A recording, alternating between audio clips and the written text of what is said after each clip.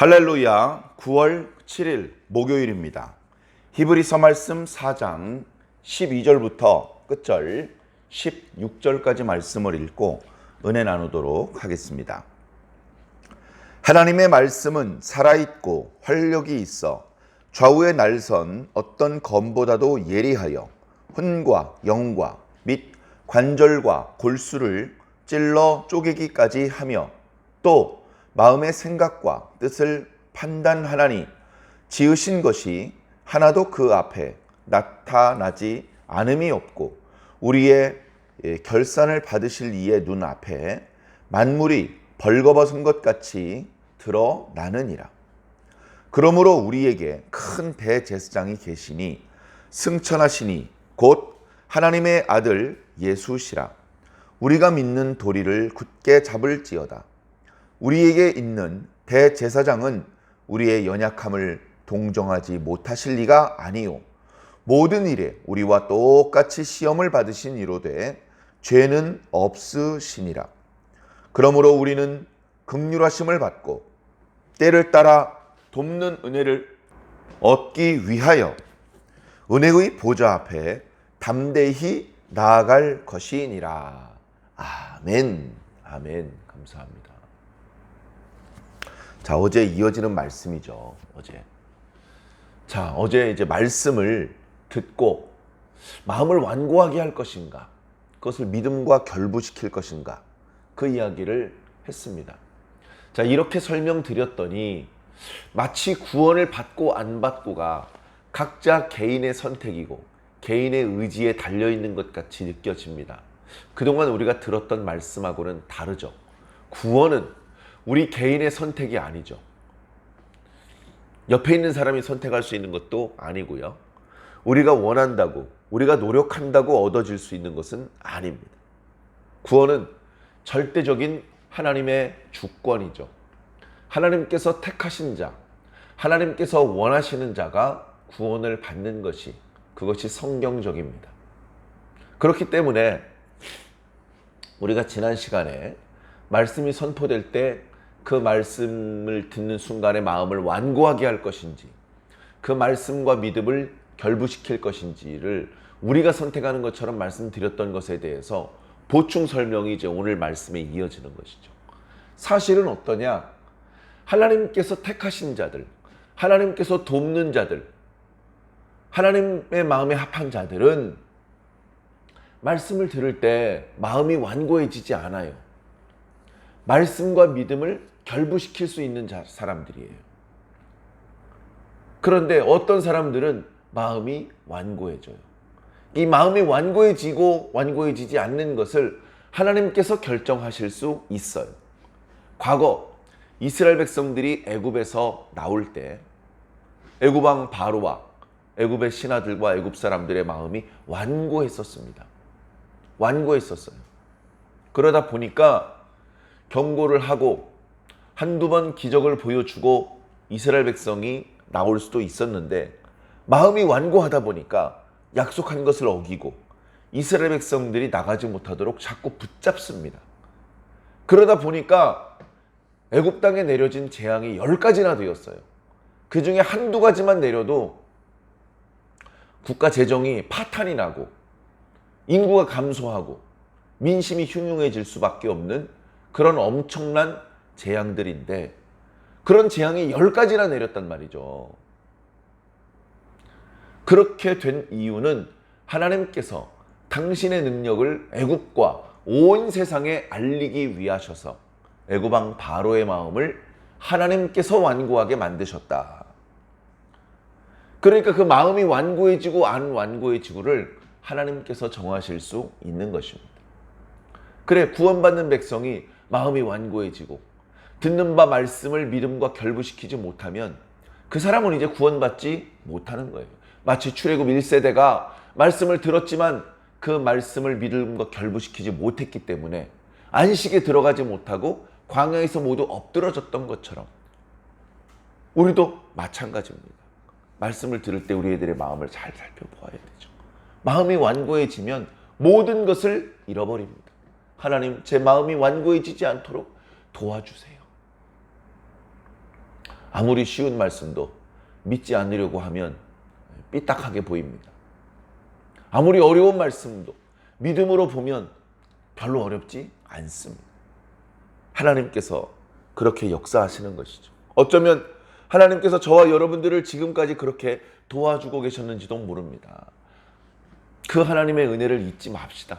내가 지금 이렇게 말씀을 깨달아지고 말씀이 믿어지는 것은 내 능력이 좋아서가 아니고 운이 좋아서도 아니고 하나님의 은혜였음을 믿고 고백하시기 바랍니다. 자, 그렇게 말씀은 당신의 백성들의 마음을 변화시켜서라도 믿어지게 만듭니다. 나중에 또 나타나겠습니다마는 예전에 하셨던 언약과 달리 새롭게 주시는 언약의 말씀은 처음에 주셨던 말씀하고 달라요. 처음에 주셨던 말씀, 모세 때 주셨던 그 말씀하고 예수님을 통해 주셨던 말씀은 여러 가지로 다릅니다. 똑같은 하나님의 언약의 말씀이에요. 나는 너의 하나님이 되고 너희는 나의 백성이 될 것이다. 말씀의 내용은 바뀌지 않았어요. 말씀을 이루시는 방법이 달라요. 과거에는 율법의 말씀을 주시고서 너희들이 지켜라. 지키면 복을 받을 것이고 지키지 못하면 저주를 받을 것이다. 그랬더니 한 명도 지키질 못해요. 모두 예외 없이 저주를 받을 수밖에 없는 죄인으로 낙인이 찍혀버리는 것이 처음에 주셨던 말씀의 특징입니다. 그리고 죄를 지은 그 죄인들의 죄를 해결해 주지를 못해요. 해결해 주지 못해요. 그 죄의 문제 때문에 결국 다 걸려 넘어질 수밖에 없는 것이죠. 그러나 새롭게 주시는 언약의 말씀은 그저 언약의 말씀의 내용을 선포해 주시는 것으로 끝나는 것이 아니라 하나님의 법을 돌판이 아니라 사람의 마음에 새긴다 그러셨어요. 그러셨기 때문에 마음 자체를 움직이시는 능력이 있습니다. 뿐만 아니라 죄를 씻어주시는 능력도 있어요. 죄를 씻어주시는 능력이 언약의 말씀과 같이 나타납니다. 그러다 보니까 새 언약의 말씀은 강력합니다. 하나님께서 원하시는 사람에게 새 언약의 말씀을 주셔서 역사를 하게 하시면 그 사람은 이제 하나님의 구원을 받는 거예요.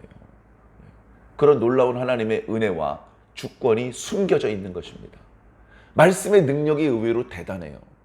그래서 오늘 우리가 읽은 말씀의 앞부분 12절과 13절에는 말씀의 능력에 대해서 나타내주고 있습니다. 말씀은요, 그 무엇보다도 지혜로워서 정확하게 분별할 수 있습니다. 그 무엇보다도 강력해서 아무도 말씀을 피할 수 없습니다. 특히 하나님의 말씀이 선포되었는데도 불구하고 믿음을 결부시키지 못하고 그리고 마음을 완고하게 하고 그리고 범죄하고 순종하지 않고 이런 백성들의 관절과 골수를 쪼개신단 말입니다. 다시 말해서 심판도 결국 이 말씀으로 역사된다는 것을 알려주고 계신 것입니다. 한 사람도 피할 수 없다. 그 누구도 숨길 수 없다. 하나님 앞에 다 드러날 수밖에 없다라고 말씀하십니다. 오늘 말씀을 보면서 우리가 지금 현재 읽고 있는 말씀, 지금 현재 선포되고 있는 이 말씀이 얼마나 귀중하고 소중한지, 그저 아무 능력 없는 자연인 한 사람, 목사 한 사람의 외침이 아닙니다. 물론 그 목사를 통해서 말씀이 선포되게 그렇게 하셨죠. 그러나 그렇게 만드신 분은 하나님이십니다. 목사에게 말씀을 선포하게 하시고 여러 많은 사람들에게 말씀을 기록하게 하시고 번역하게 하시고 가르치게 하신 분은 사람이 아니라는 것이죠. 하나님이라는 것입니다. 그 말씀의 내용은 하나님의 뜻이라는 겁니다. 그렇기 때문에 그 뜻은 반드시 이루어지는 것입니다. 그렇기 때문에 능력이 있고 권세가 있고 우리가 들을 때 무시할 수 없으며 두려워해야 되는 말씀입니다. 기껏 생명의 말씀을 선포했는데 믿음으로 화합하지 않고 자기 발로 하나님을 등지고 나가버린다면 그가 받을 저주가 얼마나 크겠으며 그의 모습이 얼마나 어리석은 모습이겠습니까? 그동안 계속해서 경계해 주시고 경고해 주셨던 것이 바로 이런 이유들 때문에 그런 것입니다. 자, 이어지는 14절. 하나님의 말씀을 듣고 믿음으로 결부시키지 않았던 자들은 12절과 13절의 말씀처럼 말씀의 강력하신 능력을 피하지 못하고 결국 심판을 받을 수밖에 없다. 그러나 우린 다르다. 말씀을 믿음으로 결부시키고 말씀을 듣고 범죄하지 않고 말씀을 듣고 순종하고 말씀을 들을 때 마음을 완고하게 하지 않았던 우리들은 다르다. 어떻게 다르냐? 14, 15, 16절처럼 다르다. 뭐라고 말씀하셨습니까? 그러므로 우리에게 큰 대제사장이 계시다. 그분은 누구냐? 승천하신 분인데 곧 하나님의 아들 예수시다. 참 이 번역이요, 필요한 내용은 다 담겨 있는데 좀 맛이 없게 번역이 되어 있어요. 사실은 지금 읽은 14절 앞부분의 말씀하고 3장 1절 말씀, 거기하고 거의 표현이 비슷해요. 거의 표현이 비슷해. 이제 이런 뜻입니다. 3장 1절은 우리의 신앙의 고백을 받으시는 분이시며 하나님께로부터 보냄을 받은 예수님 대제사장이시다. 이런 뜻입니다. 지금은 뭐냐? 우리의 신앙 고백을 받으시는 분이신데 하나님께로 승천하신 분이시며 대제사장이시다. 이렇게 말씀하고 있는 거예요. 표현이 거의 비슷합니다. 둘 다 예수님께서 우리의 대제사장이라고 말씀하고 있습니다. 우리의 신앙 고백을 받으시는 분이라고 말씀하고 있습니다. 그런데 한 번은 하나님께로부터 우리에게 보냄받은 분이라고 말씀하고 계시고 한쪽에서는 하나님께로 승천하여 올라가신 분이라고 말씀하십니다. 예수 그리스도가 명백하죠. 다른 분일 수 없습니다. 바로 그분이 영적으로 대제사장입니다. 땅에 대제사장이 있죠. 참된 대제사장이 아닙니다. 대제사장의 규례가 땅에서 난 것은 아닙니다. 하나님께서 위로부터 주신 것이죠. 모세를 통해서 주셨고 그리고 모세 율법에 기록되어 있는 말씀입니다. 그 말씀과 그 전통을 따라서 히브리서가 기록되고 있는 동안에도 예루살렘에는 대제사장이 있었을 것입니다. 그런데 그 대제사장은 유일한 대제사장이 아닙니다. 오히려 지금까지 우리가 보았던 그 대제사장은 참 대제사장이 아니고 참 대제사장의 그림자입니다. 그림자. 그림자가 있는 것을 보니 본래 존재가 있는 것이죠. 땅에 있는 대제사장도 땅에 있는 성전도 다 그림자입니다. 그림자는 강력하지 못해요. 그림자는 온전하지 못합니다. 그림자는 참되지 못해요. 자, 그러나 참된 것, 강력한 것, 온전한 것이 있습니다. 그것은 바로 하늘에 있는 대제사장입니다. 우린 모르죠. 우린 볼 수 없죠. 우린 감각할 수 없습니다. 거기 그런 것이 있는지, 거기서 무슨 일이 일어나고 있는지 우리하고는 상관없는 것처럼 느껴질 수 있습니다. 그러나 거기서 되어지는 모든 일들은 오늘 우리들의 시대에, 오늘 우리들에게 지대한 영향을 주는 그런 일들이 거기서 벌어집니다. 땅에 있는 성전, 땅에 있는 대제사장은 그림자에 불과한 것이죠. 우리가 영적인 것을 감각할 수 없으니까 그림자를 보여주십니다. 그래서 하늘에서 이런 일이 일어나고 있다는 것에 대한 설명을 이해할 수 있게 해주시는 것이죠. 하늘에 성전이 있습니다. 그 성전에 보좌가 있습니다. 그 보좌에 우리가 두려워할 수밖에 없는, 왜? 죄인들이니까. 죄인들은 두려워할 수밖에 없는 하나님께서 앉아 계십니다. 그 하나님께서 거기 앉아 계신 이상 우리는 그 성전이 있는 줄도 몰랐지만 알게 되더라도 거기 들어가기가 두렵습니다. 두려워요. 무서워서 못 들어가는 거예요. 들어가면 야단 맞을 텐데요. 들어맞으면 저주 받을 텐데 들어갔다가는. 그런데 이제 담대히 들어가도 돼요. 왜? 예수님께서 대제사장으로 먼저 들어가셨어요. 거기. 예수님께서 거기서 우리를 위해서 변론하시고 우리의 죄를 용서받게 하기 위해서 기도하고 계셔요. 그러니 용기를 가지고 그 성전 안으로, 그 보좌 앞으로 담대히 나아갈 수 있는 것이다. 하나님의 말씀을 듣고 믿음으로 결부시키지 못하고 마음을 완고하게 먹은 사람들은 감히 상상할 수도 없는 축복이 우리 예수 그리스도를 믿음으로 영접한 우리들에게는 주어진 것입니다. 이래도 예수님 안 믿고 다른 거 믿겠습니까? 예수님 버리고 다른 신앙 고백을 하시겠습니까? 예수님 떠나면 아무것도 없습니다. 나 예수님 안 믿어. 하나님만 잘 믿을래. 예수님 안 믿으면 하나님 잘 못 믿는 겁니다. 자, 15절. 우리에게 있는 대제사장은 예수님인데 그분은 우리의 연약함을 불쌍히 여기시는 분이십니다. 그래서 우리와 똑같이 시험을 받으신 분이십니다. 그런데 우리는 시험을 받고 죄를 짓고 그런 연약한 모습으로 살았지만 예수님은 우리와 똑같은 시험을 받으셨지만 죄는 없으신 분이십니다.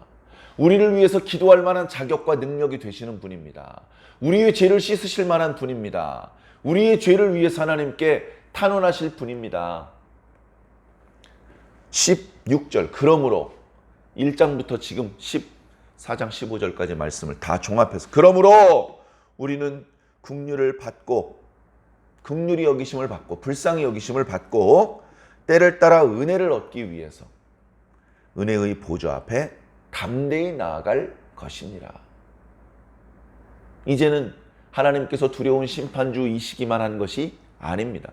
그리고 영적이기 때문에 예수님께서 대제사장으로 서 계실 뿐 아니라 하나님 보좌 우편에 앉아 계신다고 말씀하지 않습니까?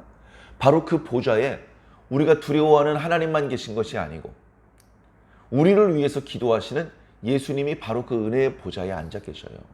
그리고 그 예수님 때문에 하나님께서 더 이상 우리를 무서운 눈빛으로 바라보시는 것이 아니라 불쌍히 여기는 눈빛으로 바라보고 계신 것입니다.